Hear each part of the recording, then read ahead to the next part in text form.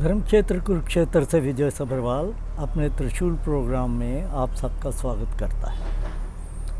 मैं पिछले अपने कुछ एपिसोड्स में आपको बता रहा था कि किस प्रकार अमेरिका में जो प्रेसिडेंट इस समय डोनाल्ड ट्रंप हैं, वो सिर्फ दूसरे देशों को ही नहीं घुमा रहे, लेकिन अपने भी देश को पूरी तरह से उल्ट पुल्ट कर रहे हैं। और उसका नतीजा अब एक ये हुआ कि एक उन्होंने बड़ा अपना प्यारा दोस्त बनाया था, एलन मस्क। तो मस्क जो हैं वो इस समय दुनिया के सबसे रिचेस्ट आदमी हैं।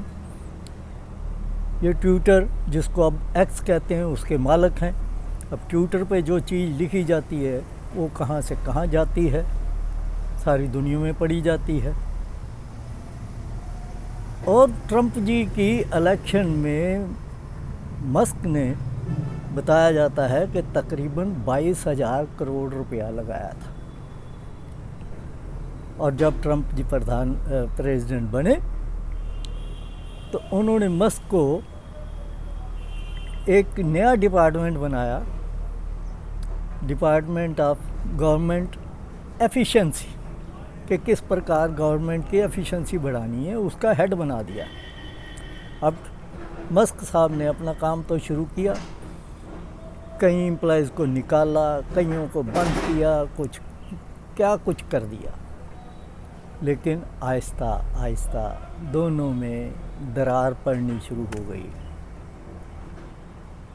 और हालात अब ये हो गए कि 28 मई को पहले तो मस्क साहब ने अपनी उस नौकरी कहूँ या ड्यूटी से रिज़ाइन कर दिया, और फिर 2 दिन से अब आपस में मैं तू चल रही है।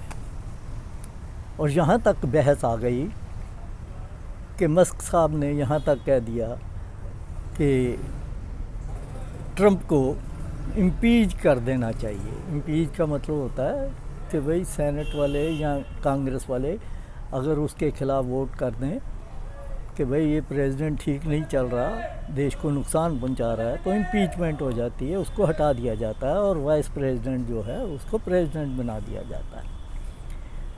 तो पहली टर्म में भी ट्रंप के ख़िलाफ़ 2 बार इम्पीचमेंट की बिल आया था, लेकिन वो सिरे नहीं चढ़ पाया। तो अब हालात ये हैं कि 5 महीने भी नहीं बीते तो एक दफ़ा मुद्दा फिर उठ खड़ा हुआ है कि इसको इम्पीच कर दिया जाए। इसके लिए ट्रंप साहब ने उसके ऊपर एक्शन शुरू कर दिया। यहाँ तक कह दिया कि भाई इनको जो सब्सिडी वगैरह मिलती है हम उसको बंद कर देंगे। और इनकी आपस में खींचातानी भी इन्हीं चीज़ों से हुई कि जैसे मस्क की एक कार है, इलेक्ट्रिक कार, उसकी जो पॉलिसी ये थी कि उसमें सब्सिडी मिलती थी, वो ट्रंप ने बंद कर दी। इसी प्रकार और कई सब्सिडीज़ जो थी वो बंद कर दी। मस्क का काम चाइना से चल रहा है, वहाँ ट्रंप ने चाइना को कंट्रोल करना शुरू कर दिया, लड़ाई उधर भी शुरू कर दी। तो इन सारी चीज़ों से वो आपस में बिगड़ते चले गए। और ट्रंप साहब को तो ये हुआ कि अब मैं किस तरह इसको कंट्रोल करूं।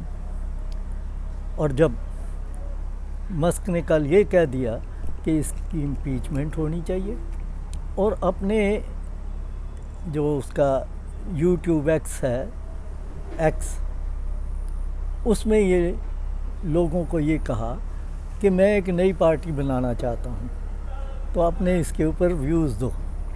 15 लाख लोगों ने उसका जवाब दिया, जिसमें से बताया जाता है कि 83% लोगों ने ये कहा कि ये आइडिया आपका ठीक है, नई पार्टी बना दी जाए।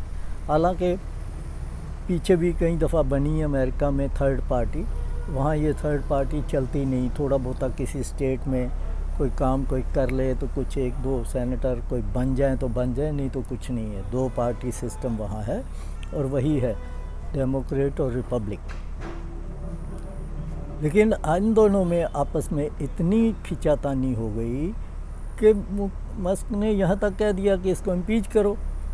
और उसका जवाब देते हुए ट्रंप साहब ने ये कह दिया कि भाई ये अच्छा मेरा दोस्त था, अब ये मेरे जो एक्शन है, मेरा एक बिल है फाइनेंस बिल, उसके ख़िलाफ़ बोल रहा है और मुझे लगता है कि अब आगे कुछ दिनों के बाद ये मेरे ख़िलाफ़ भी बोलना शुरू कर देगा।